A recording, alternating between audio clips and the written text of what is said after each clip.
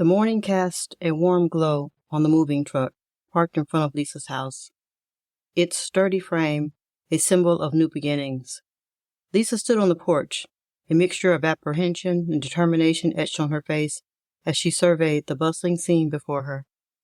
Boxes stacked high, furniture bin loaded with care, and the rhythmic hum of activity in the air. Taking a deep breath, Lisa stepped down from the porch and looks down the street and silently recalls the names of her neighbors. The Carmichaels, the Henrons, the Carters, the Padways, the house where the twin girls live, Cynthia Clarkston. Lisa knows all of the neighbors, and she will miss all of her neighbors. On Saturday, they had a small gathering to say goodbye to Lisa, Jackson, and Ethan, and wish them well and safe travels on their new beginnings in Texas. Lisa's heart heavy with the weight of farewells and anticipation for the journey ahead. As she approached the moving truck, her gaze lingered on each item being carefully packed away, each memory intertwined with the promise of a fresh start. She notices the box of Jackson and Ethan's school, legal, and medical records. She takes the box from the truck and puts it in the car. This box contains information that's far too important to move in the back of the truck driven by strangers. Their history is in this box. She doesn't want it to be too far from her hands as she travels across the country. Her divorce decree, Jackson's report cards, and of course, Ethan's diagnosis. With the box loaded into the trunk and secured, Lisa feels a sense of closure wash over her. It was time to leave behind the pain of the past and embrace the possibilities of the future. Lisa has decided to involve the boys in the move from the start, believing it will help them feel more connected to the transition and empower them with a sense of ownership over their new adventure. Back inside the house, she watches as they eagerly pack their belongings into small cardboard boxes. She couldn't help but smile with their enthusiasm.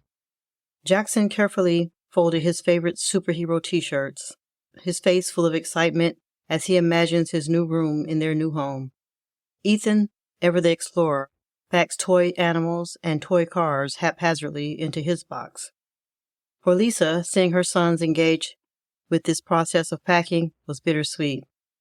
It was a tangible reminder of the resilience of childhood, the ability to adapt and find joy in even the most uncertain of circumstances. And as she watched them, she felt a surge of gratitude from their unwavering optimism, their belief that no matter where they went, as long as they were together, everything would be all right. Lisa gingerly touched the bandages on her chest, wincing at the tenderness. The memory of Mark's sudden attack sent shivers down her spine, but she pushed the fear aside, focusing instead on the task at hand. With a deep breath, she squared her shoulders and stepped outside to check the mailbox one last time. As she approached the mailbox, Lisa's heart raced with anticipation, half expecting to see Mark's looming figure waiting to confront her one more time. But the mailbox stood empty. The only sound, the faint rustle of leaves in the breeze. Relief washed over her as she turned away, her gaze sweeping over the familiar surroundings of their suburban neighborhood one last time. With determination in her step, Lisa retraced her path back to the house, her mind already focused on the journey ahead. She had one final check to make before hitting the road to their new home in Texas, leaving behind the painful memories of the past and embracing the promise of a fresh start.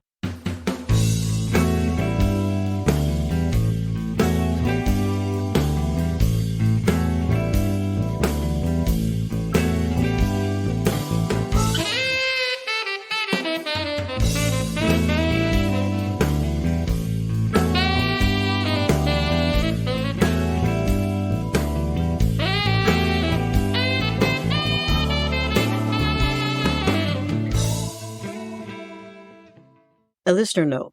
This episode contains descriptions of violence and references to assault.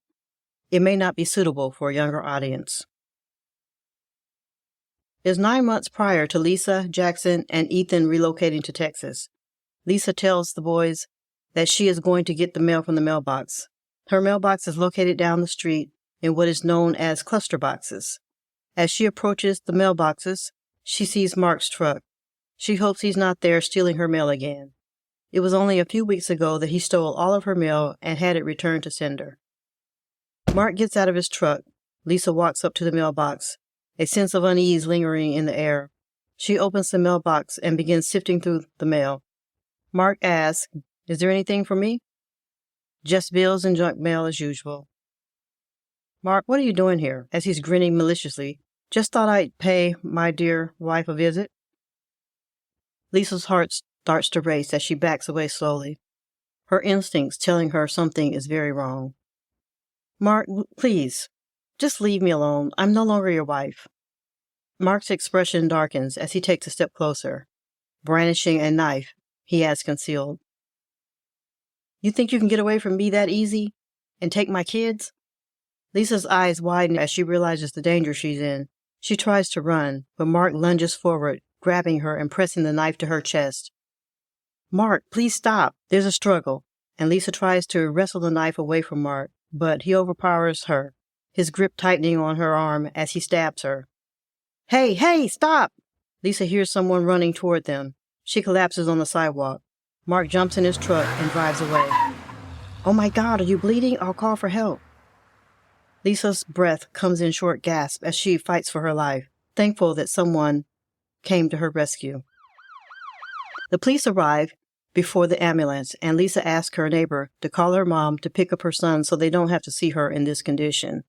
The knife wounds Lisa suffered during the attack were primarily superficial, and the lacerations on her arms and hands inflicted as she attempted to defend herself from Mark's assault.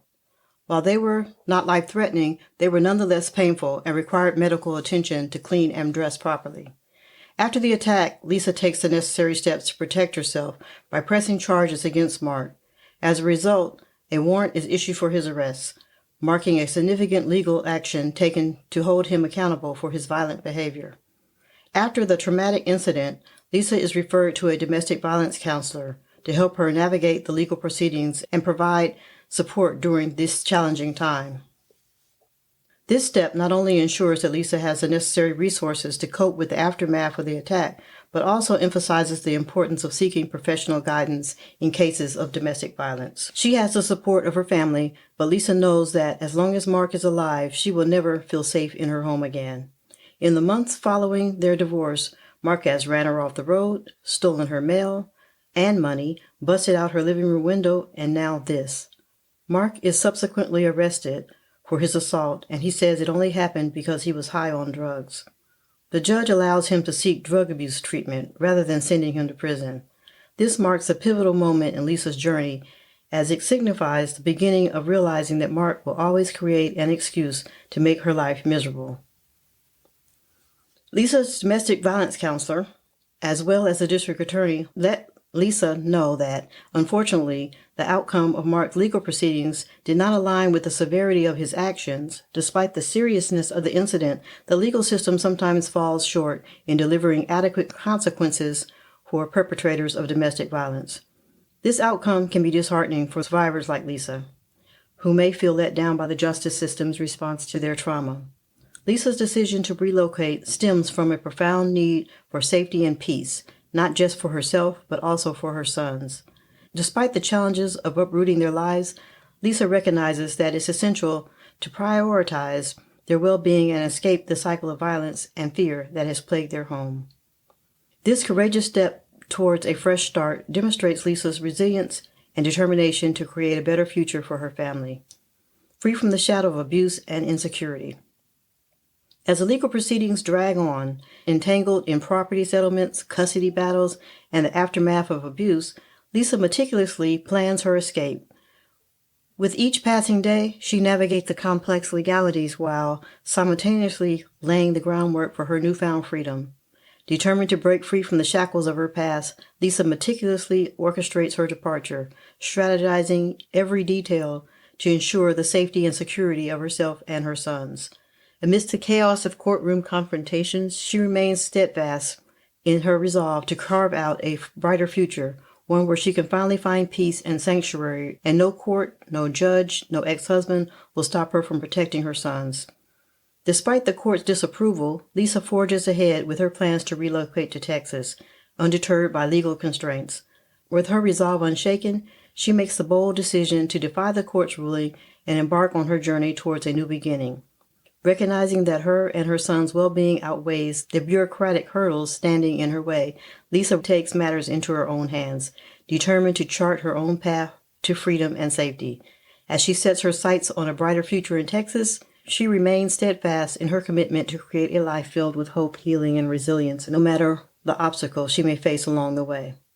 It's a hot Monday in Dallas, Texas, 3 months before her planned move that Lisa signs the lease to their new home. She patiently waited until spring break when the boys were out of school so she would not draw any suspicions from Mark or his nosy friends. And she, Jackson, and Ethan flew to Dallas and enjoyed a week of planning, fun, and they even visited a potential autism center for Ethan that one of the therapists recommended. Upon her return to Southern California, Lisa kept her head down and normal routines. When a survivor of domestic violence is planning their escape, they often experience a mix of emotions ranging from fear and anxiety to hope and determination. On one hand, there's the overwhelming fear of retaliation from the abuser and uncertainty about the future. On the other hand, there's a glimmer of hope for a better life, a sense of empowerment in taking control of their situation, and relief at the prospect of finally breaking free from the cycle of abuse. For Lisa, it's a complex and emotionally charged process, marked by both trepidation and courage as she navigates the logistics of leaving safely while grappling with the emotional aftermath of abuse they've endured. Lisa anxiously waited for the school year to end before she defied everyone and saved the lives of her sons and herself. For students, June often marks the end of a school year, and graduation is a time of transition as students move on to new chapters in their lives. That can also be said of Jackson and Ethan. Driving to Texas with the boys proved to be an adventure. Lisa carefully planned their journey, packing snacks, games, and plenty of entertainment to keep the boys occupied during the long drive. They made frequent stops to stretch their legs, explore new places, and enjoy local attractions along the way. Despite the occasional challenges of traveling with young children, the trip was filled with laughter, bonding moments, and the excitement of starting a new chapter in their lives. As they crossed state lines and watched the landscape change, Lisa and her boys felt a sense of anticipation and hope for the future awaiting them in Texas. Lisa, Jackson, and Ethan settle into their new home and find themselves surrounded by a welcoming and inclusive community that offers friendship, support, and a sense of belonging as they embark on a new chapter of their lives. Lisa enrolls Ethan in a school with a robust autism program that proves to be a pivotal decision for Lisa and her family because Lisa thoroughly searched the schools in the area, specifically seeking out those with reputable autism programs before moving, and after careful consideration, she selected a school known for its expertise in supporting children with autism spectrum disorder. Before enrolling, Lisa visited the school with Ethan to tour the facilities and met with the staff. She was impressed by the school's welcoming atmosphere, dedicated teachers, and specialized resources tailored to meet the unique needs of students with autism. It was just as a therapist in Southern California had described it. Ethan's transition to the new school is smooth, thanks to the support and guidance provided by the school staff. They work closely with Lisa to develop an individualized education plan that addresses Ethan's strengths, challenges, and goals. At the new school, Ethan has access to a range of specialized services, therapies designed to support his academic, social, and emotional development. This includes speech therapy, occupational therapy, behavioral interventions, and social skills training, all delivered with a supportive and inclusive learning environment. For Jackson, Lisa ensures that the transition to his new school in Dallas is as smooth as possible. Similar to Ethan's school search, Lisa carefully researches and selects a school for Jackson that aligns with his educational needs and preferences. She considers factors such as academic programs, extracurricular activities, and the school's overall culture and values. Jackson finds himself in a supportive and nurturing school environment where he quickly adapts and thrives. The school provides ample opportunities for academic enrichment, creative expression, and personal growth, allowing Jackson to explore his interests and talents. With her sons settled and thriving in their new school environment, Lisa recognizes the importance of prioritizing her own well-being and self-care. After settling in Texas and ensuring her son's stability, Lisa decides to pursue her passion for helping others. She secures a job as a caregiver for individuals with special needs, drawing from her own experiences as a mother of a child with autism. Through her work, Lisa discovers a profound sense of fulfillment and purpose in making positive difference in the lives of others. As Lisa immerses herself in her caregiving role, she recognizes the unmet needs within the community of specialized support services tailored to individuals with autism and their families. Inspired by her own journey and driven by a desire to create meaningful impact, Lisa decides to take the leap and start her own business. Drawing on the expertise, compassion, and entrepreneurial spirit, Lisa founds a holistic care agency dedicated to providing comprehensive support services for individuals with autism spectrum disorder and their families.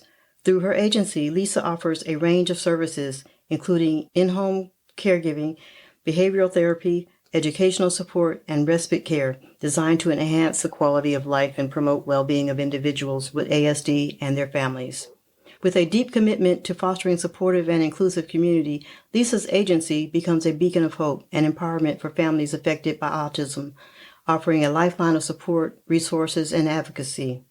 Through her dedication and vision, Lisa not only transforms the landscape of autism care in her community, but she also creates a legacy of compassion, understanding, and positive change for generations to come.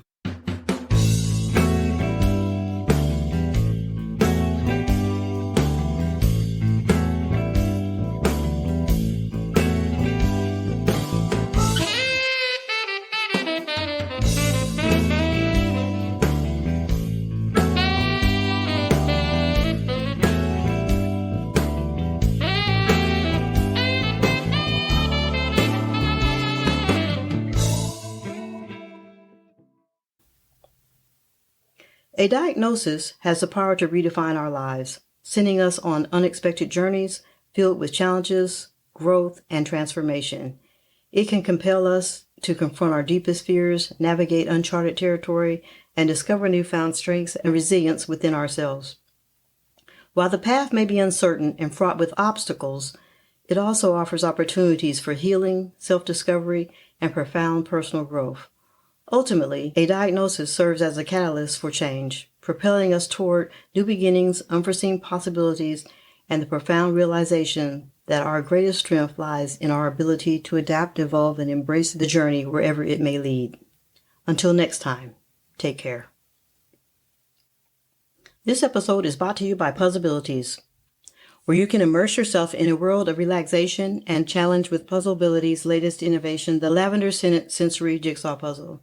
Crafted with care and design to soothe your senses, this puzzle combines the joy of puzzling with the calming aroma of lavender. Visit Puzzlebilities.com, where you can order the new lavender puzzle and subscribe to a subscription box and receive quarterly jigsaw puzzles that tickle your senses year-round. Are you interested in learning more about autism? We recommend Autism Speaks, a leading autism advocacy organization offering comprehensive resources, research, updates, and support for individuals with autism and their families. We also recommend the Centers for Disease Control and Prevention. They provide reliable information about autism spectrum disorder, including statistics, diagnosis, and treatment options.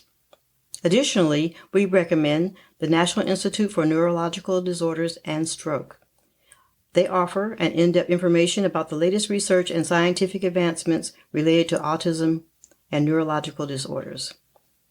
Also, the Autism Society, a nonprofit organization dedicated to improving the lives of individuals with autism through advocacy, support, and education. Their website provides valuable resources and information for families affected by autism. The one that we recommend the most? Your local autism support groups and organizations. Many communities have local support groups and organizations that offer workshops, seminars, and resources for individuals and families affected by autism. These groups can provide valuable support and connect you with others who may understand your experiences. By accessing information from reputable sources, you can gain a better understanding of autism and access resources to support individuals with autism and their families. Please note that this episode features reenactments and dramatized details. While in most cases the exact verbatim dialogue may not be known, all dramatizations are grounded in research. To respect the privacy and confidentiality of individuals involved, names and some identifying details have been changed. Do you have an interesting caregiver story that you would like to have told? Please email us at podcast@takecaretime.com. We would love to hear from you.